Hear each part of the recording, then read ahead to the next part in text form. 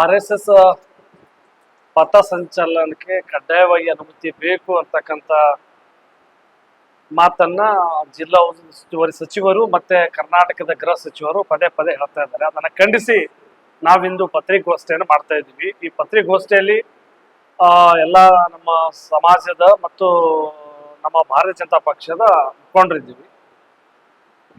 ನನ್ನ ಹೆಸರು ಬಸವರಾಮ ಮದ್ರಿಕಿ. ನಾವು ಕೋಮರಾಮ್ ಭೀಮ್ ಗೋಂಡ ಕುರುಬ ಸಂಘ ಜಿಲ್ಲಾಧ್ಯಕ್ಷ ಇದ್ದೀನಿ. ಅದ್ರ ಜೊತೆಗೆ ನಮ್ಮ ಜೊತೆಗೆ ಶಂಕರ್ಲಿಂಗ್ ಪೂಜಾರಿ ಕರ್ಕಳಿ ಅವರು ಜವರಿಗೆ ಅವರು ಅದಾರೆ, ಅನಿಲ್ ಪೂಜಾರಿ ಅವರು ಸರಡಿಗೆ ಅವರಿದ್ದಾರೆ. ಅದ್ರ ಜೊತೆಗೆ ವಿಠಲ್ ಪೂಜಾರಿ ಮಲ್ಗಾಣ್ ಅವರು ಕೂಡ ಇದ್ದಾರೆ. ನಮ್ಮ ಶಿವಾಜಿ ಪೂಜಾರಿ ಅವರು ಕೂಡ ನಮ್ಮ ಕ್ರಾಂತಿವೀರ ಸಂಗೊಳ್ಳಿ ರಾಯಣ್ಣ ಬಳಗದ ಅಧ್ಯಕ್ಷರು ಅವರು ಅದಾರ. ಈಗ ಬಹಳ ಮಹತ್ವವನ್ನ ಪಡೆದಿರ್ತಕ್ಕಂಥ ವಿಷಯ ಅಂತಂದ್ರೆ RSS ವಿಚಾರವಾಗಿ ಮಾನ್ಯ ಗೃಹ ಸಚಿವರು ಪ್ರಿಯಾಂಕಾ ಖರ್ಗೆಜಿ ಅವರು ಪದೇ ಪದೇ RSS ಬಗ್ಗೆ ಮೋಹನ್ ಭಾಗವತ್ ಬಗ್ಗೆ ಮಾತಾಡ್ತಾರೆ. ಅವರ ವಿರೋಧ ಮಾಡಬೇಕಾಗಿರ್ತಕ್ಕಂಥದ್ದು ಭಾರತೀಯ ಜನತಾ ಪಕ್ಷವನ್ನು. ಅವ್ರು ವಿರೋಧ ಮಾಡಬೇಕಾದದ್ದನ್ನ ನಮ್ಮ ಭಾರತೀಯ ಜನತಾ ಪಕ್ಷ ರಾಜ್ಯಾಧ್ಯಕ್ಷರನ್ನ, ಅದು ಬಿಟ್ಟು ಮೋಹನ್ ಭಾಗವತ್ ಬಗ್ಗೆ ಮಾತಾಡೋದು ಸರಿಯಲ್ಲ.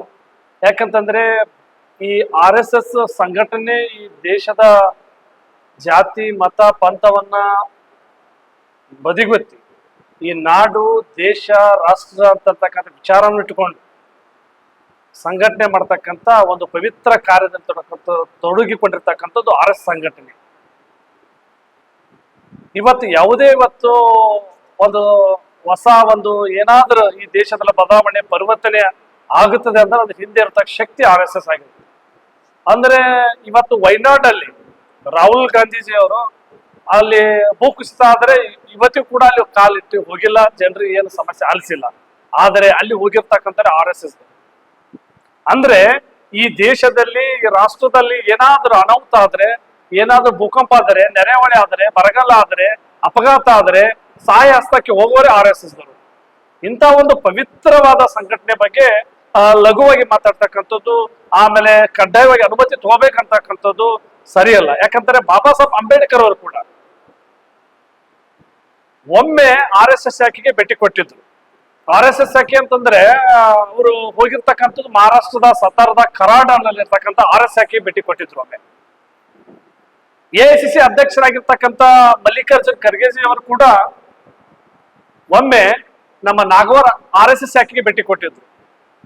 ಹಾಗೇನೆ ನಾನು ನಿಮ್ಮ ಮೂಲಕ ಮನವಿ ಮಾಡ್ಕೊಳ್ತೇನೆ, ಮಾನ್ಯ ಪ್ರಿಯಾಂಕಾ ಖರ್ಗೆಜಿ ಅವರೇ, ನಿಮಗೆ RSS ಬಗ್ಗೆ ತಪ್ಪು ತಿಳುವಳಿಕೆ ಇದ್ರೆ, ಏನಾದರೂ ಡೌಟ್ಸ್ ಇದ್ರೆ ನೀವು ಕೂಡ ಚಿತ್ತಾಪುರ ನಗರದಲ್ಲಿರ್ತಕ್ಕಂಥ ಚಂದ್ರಶೇಖರ್ ಆಜಾದ್ ಶಾಖೆಗೆ ಒಂದು ಭೇಟಿ ಕೊಡಿ ಅಂತ.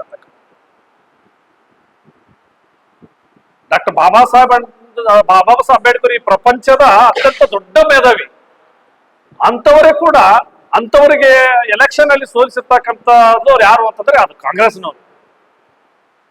ಅವರ ಬೈ ಎಲೆಕ್ಷನ್ ನಲ್ಲಿ ಬಾಬಾ ಸಾಹೇಬ್ ಅಂಬೇಡ್ಕರ್ ಪರವಾಗಿ ಎಲೆಕ್ಷನ್ ಏಜೆಂಟ್ ಆಗಿ ಕೆಲಸ ಮಾಡಿರ್ತಕ್ಕಂಥದ್ದು ಒಬ್ಬ RSS ನ ಪ್ರಚಾರಕರಾಗಿರ್ತಕ್ಕಂಥ ದತ್ತೋಪಂತ್ ತೆಂಗಡಿ ಅಂತಕ್ಕಂಥದ್ದು. ದತ್ತೋಪಂತ್ ತೆಂಗಡಿಯವರು RSS ನ ಪ್ರಚಾರಕರು, ಅವರು ಎಲೆಕ್ಷನ್ ಏಜೆಂಟ್ ಆಗಿ ಕೆಲಸ ಮಾಡಿದ್ದಾರೆ. ಅಂದ್ರೆ RSS ಯಾವಾಗಲೂ ಕೂಡ ಡಾಕ್ಟರ್ ಬಾಬಾ ಸಾಹೇಬ್ ಅಂಬೇಡ್ಕರ್ ಜೊತೆಗಿತ್ತು. RSS ಯಾರನ್ನ ವ್ಯಕ್ತಿಗತವಾಗಿ ದ್ವೇಷ ಮಾಡೋದಿಲ್ಲ, ಪ್ರೀತಿ ಮಾಡುತ್ತೆ. ನೀವು ಕೂಡ ಯಾಕೆ ಅದೊಂದು ಪ್ರೆಸ್ಟೀಜ್ ಇಶ್ಯೂ ಆಗಿ ತಗೊಳ್ತಾ ಇದ್ದೀರಿ? ಇದು ಸರಿಯಲ್ಲ ಅಂತಕ್ಕಂಥದ್ದು. ಈ ವಿಚಾರವನ್ನ ನೋಡಿದಾಗ ಇಡೀ ಲಕ್ಷಾಂತರ ಕಾರ್ಯಕರ್ತರು, ಕೋಟ್ಯಾಂತರ ದೇಶ ಭಕ್ತರು ಕೂಡ ಮನ ನೋಯಿಸುವಂತ ಹೇಳಿಕೆಯನ್ನು ಕೊಡ್ತಾ ಇದ್ದೀರಿ. ಇದು ಸರಿಯಲ್ಲ.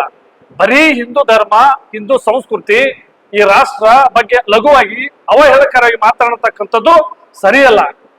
ಹೀಗಾಗಿ ಈ ಮೂಲಕ ನಾವು ಮಾನ್ಯ ಜಿಲ್ಲಾ ಸಚಿವರಿಗೆ ಹೇಳ್ತೀವಿ, ದಯವಿಟ್ಟು ತಾವು ತಮ್ಮ ಈ ಜಿಲ್ಲೆಯಲ್ಲಿ ಅನೇಕ ಸಮಸ್ಯೆಗಳಿದಾವೆ. ಇತ್ತೀಚೆಗೆ ತಾನೇ ಚಿತ್ತಾಪುರ ನಗರದಲ್ಲಿ ಚಿತ್ತಾಪುರ ಮತಕ್ಷೇತ್ರದಲ್ಲಿ ದಂಡೋತಿ ಗ್ರಾಮದಲ್ಲಿ ಏನೋ ಅನಾಹುತ ಆಯ್ತು, ಮಕ್ಕಳು ಅಸ್ವಸ್ಥರಾಗಿದ್ದಾರೆ. ಇನ್ನುವರೆಗೂ ಕೂಡ ಅವರು ಭೇಟಿ ಕೊಟ್ಟಿಲ್ಲ. ಮೊದಲು ಭೇಟಿ ಕೊಡಿ. ರಾಹುಲ್ ಗಾಂಧಿ ಅವರು ಕೂಡ ಒಮ್ಮೆನೂ ಕೂಡ ವಿದೇಶಕ್ಕೆ ಚೈನಿ ಮಾಡ್ಲಿಕ್ಕೆ ಅಲ್ಲಿ ಹೋಗಿದ್ರು.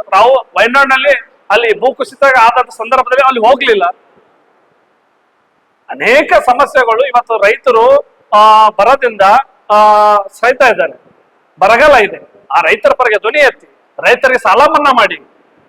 ಇತ್ತೀಚೆಗೆ ತಾನೇ ಒಂದು 15 ದಿವಸ 20 ದಿವಸ ಹಿಂದ್ಗಡೆ ಕೂಡ ಒಂದು ಘಟನೆ ಆಗಿತ್ತು. ಇದೇ ಸಿದ್ದಿ ಪಾಷಾ ದರ್ಗಾದ ಹತ್ರ ಗರ್ಲ್ಸ್ ಹೈಸ್ಕೂಲ್ ನಲ್ಲಿ ಒಂದು ಕಟ್ಟಡ ಕುಸಿದು ಗಾಯಗೊಂಡಿರ್ತಕ್ಕಂಥದ್ದು. ಅಲ್ಲಿ ಇಲ್ಲಿವರೆಗೆ ಭೇಟಿ ಕೊಟ್ಟಿದ್ರ. ಇಡೀ ನಮ್ಮ ಕಲಬುರಗಿ ಜಿಲ್ಲೆ ಇವತ್ತು SSLC ಫಲಿತಾಂಶದಲ್ಲಿ ಕೊನೆ ಸ್ಥಾನದಲ್ಲಿದೆ. ಇದರ ಬಗ್ಗೆ ಚಿಂತನೆ ಮಾಡಿ. ನೀವು ಬರೀ 24 ಗಂಟೆ ಮುಂಜಾನಿಂದ ಸಂಜೆ ತನಕ ಬರೀ RSS ಟೀಕೆ ಮಾಡ್ತಕ್ಕಂಥದ್ದು ಸರಿಯಲ್ಲ. ಯಾಕಂದ್ರೆ ಡಾಕ್ಟರ್ ಬಾಬಾ ಸಾಹೇಬ್ ಅಂಬೇಡ್ಕರ್ ಅಭಿಮಾನಿಯಾಗಿನಂತ ನಾನು ಈ ಮಾತನ್ನು ಹೇಳ್ತಾ ಇದ್ದೀನಿ. ಯಾಕಂದ್ರೆ ಡಾಕ್ಟರ್ ಬಾಬಾ ಸಾಹೇಬ್ ಅಂಬೇಡ್ಕರ್ ಏನು ನಮ್ಮ ಕೋಮರಾಮ್ ಭೀಮ್ ಗೋಂಡ್ ಕುರುಬ ಸಂಘದ ಜಿಲ್ಲಾಧ್ಯಕ್ಷ, ನಾನು ರಾಮ ಭಕ್ತರನ್ನ ಭೀಮ ಭಕ್ತರನ್ನ ಒಟ್ಟಿಗೆ ತೆಗೆದುಕೊಂಡು ಹೋಗಿ ರಾಷ್ಟ್ರ ನಿರ್ಮಾಣದಲ್ಲಿ ತೊಡಗಿಸ್ಕೊಳ್ಳತಕ್ಕಂಥದ್ದೇ ಕೋಮರಾಮ್ ಭೀಮ್ ಗೋಂಡ್ ಕುರುಬ ಸಂಘದ ಮುಖ್ಯ ಅಜೆಂಡಾ ಆಗಿರ್ತದೆ.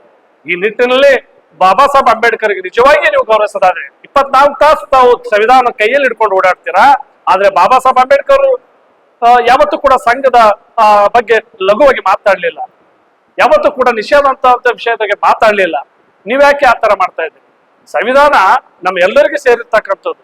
ಇವತ್ತು ಮೆರವಣಿಗೆ ಆಗುತ್ತೆ. ಇವತ್ತು ನಾಳೆ ಒಂದು ಮೈಲಾಪುರಕ್ಕೋ ಪಂಡ್ರಾಪುರಕ್ಕೋ ತುಳಜಾಪುರಕ್ಕೋ ಭಕ್ತಾದಿಗಳು ಹೋಗ್ತಾರೆ. ಅವ್ರಿಗೂ ಕೂಡ ಪಾದಯಾತ್ರೆ ಕೂಡ ಅನುಮತಿ ನಾಳೆ ಕೇಳಿದ್ರು ಕೂಡ ಆಶ್ಚರ್ಯ ಪಡ್ಬೇಕು ಇಲ್ಲಿ ಕಾಂಗ್ರೆಸ್ ಸರ್ಕಾರದವ್ರು. ಅಂದ್ರೆ ಕಾಂಗ್ರೆಸ್ನವ್ರು ಏನಪ್ಪಾ ಅಂದ್ರೆ ಒಂದು ಕಣ್ಣಿಗೆ ಬೆಣ್ಣೆ ಒಂದು ಕಣ್ಣಿಗೆ ಸುಣ್ಣ ಬಡಿತಕ್ಕಂಥ ಕೆಲಸವನ್ನ ನಿರಂತರವಾಗಿ ಮಾಡ್ತಾ ಇದ್ದಾರೆ. ಇದು ಹಿಂದೂ ಜನಗಳಿಗೆ, ಹಿಂದೂ ಒಂದು ಸಮುದಾಯಕ್ಕೆ ಬಹಳ ನೋವುಂಟು ಮಾಡಿರ್ತಕ್ಕ ಸಂಗತಿ ಆಗಿದೆ.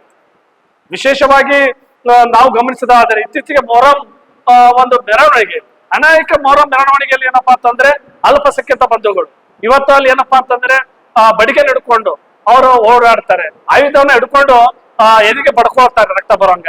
ಅವ್ರಿಗೆ ಯಾವ ಅನುಮತಿ ಕೇಳೋದಿಲ್ಲ. ನೀವು ಹಿಂದೂಗಳಿಗೆ ಮಾತ್ರ ಹಿಂದೂಗಳಿಗೆ ಮಾತ್ರ RSS ಮಾತ್ರ ತಾವು ಅನುಮತಿ ತಗೊಳ್ರಿ ಅಂತಕ್ಕಂಥ ಹೇಳೋದು ಸರಿಯಲ್ಲ.